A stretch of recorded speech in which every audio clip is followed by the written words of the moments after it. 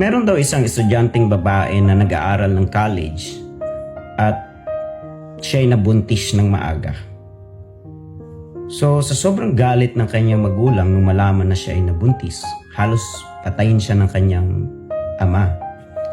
Pero instead na ganun ang gawin ng tatay niya, siya ay pinalaya sa kanilang bahay at hindi na siya sinuportaan. So ang nangyari, siya ay namuhay na mag-isa. Wala nang allowance, hindi na rin siya nakapag-aral. At ang mas masaklap, hindi niya nakatuluyan yung nakabuntis sa kanya kasi yun naman ay nag-aaral pa din. So in short, siya ay namuhay na mag-isa habang siya ay nagbubuntis. Nagtatrabaho siya ng mga mahihirap na job like labandera, kusinera, dishwasher, at kung ano-ano pa, no? Katulong. And then nung siya ay nanganak na, like mga ilang weeks lang siya nagpahinga, bumalik ulit siya sa pagsa-sideline habang dala-dala niya yung kanyang baby. So hindi po talaga yung madali, no? Sa isip niya ay parang gusto niya nang sumuko kasi sobrang nakakapagod yun. But to the point na napaisip siya kung gi-give up na ba siya, ipapaampon niya yung baby or kung ano pa mang hindi magandang gawin.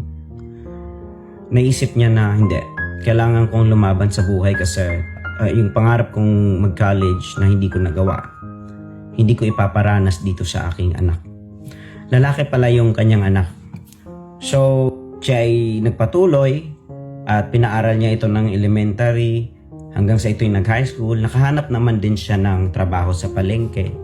Nagtitinda siya ng mga gulay. Meron siyang maliit na pwesto. So, tuwing umaga, pagpapasok yung anak niya nung high school na ito, hingi sa kanya ng baon bago pumuntang school. And then sa hapon naman, babalik para tulungan siyang magligpit. Nakita nito yung struggle niya kasi nung high school na ito ay may isip na, syempre nakikita niya na grabe, pagod na pagod si mama. Minsan may sakit siya, papasok pa rin siya kasi kailangan ng allowance ng anak niya. To the point na kahit parang tinatrangkaso siya, pumapasok pa rin siya, hindi siya uma-absent. Kaya yung anak niya naman, ginalingan din yung pagkaaral kasi parang gusto rin itong tapatan yung pagsisikap niya sa work. Now, nung nag-college na yung anak niya, medyo nakakatulong na rin to sa mga sideline, tumutulong na rin to pag walang pasok. Kaya yun, nakagaan ng unti sa kanyang trabaho. Pero struggle pa rin talaga. Kaso lang dahil hindi pa rin talaga sumusuko yung babae na ito, ang ending, nakagraduate talaga yung anak niya sa college. Naging teacher. And then nung nasa graduation na sila, yung parang ibibigay niya na sa anak niya yung pangsabit na ganun, medal. Tinanong siya ng anak niya na, Ma, bakit hindi ka na nag-give up?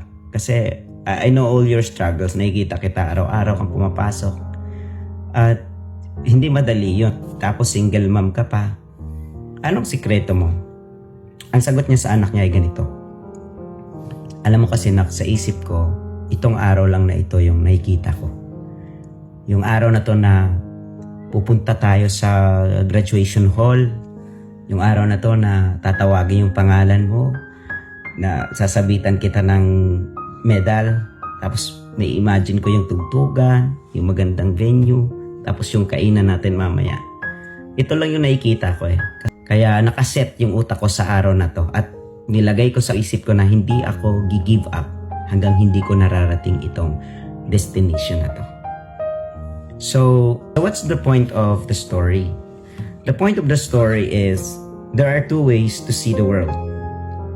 Seeing that you can do things and seeing that you can go to places where you want to go. And the second way to see the world is seeing the things that would prevent you from getting the things that you want. So, what's the moral lesson? Kaya naman talaga nating ma-achieve lahat ng bagay. Depende na lang kung ano yung nakikita natin. Yung achievements ba na makukuha natin in the end? O yung mga struggles na kailangan nating pagdaanan para marating natin yung achievements. So if palagay mo, sobrang hirap ng daan, kaibigan, yung mata mo, i-focus mo sa mas malayo. Huwag dyan sa harap mo. Because those are just your way. Dadaanan mo lang yon para marating mo yung destination. Kagaya nung ginawa ng babae na single mom. So, she didn't look at the day na pagod siyang papasok siya sa palengke, hindi niya tinignan yung araw na single mom siya, walang mag-i-encourage sa kanya, hindi niya tinignan yung araw na magpapasaway yung anak niya, hindi niya tinignan yung araw na magkakasakit siya. Ang tinignan niya yung araw na silang dalawa ay rarampa na sa graduation hall. At makikita niya yung pangalan ng anak niya nakalagay doon sa screen, makikita niya yung diploma ng anak niya, makikita niya yung trabaho ng anak niya maganda, makikita niya yung mga apo niya malulusog na. So, ikaw, mamili ka rin. Paano mo gustong tignan yung mundo? Yung pagsubok ba? O yung pagtatagumpay mo? Mabuhay ka, kaibigan. God bless you.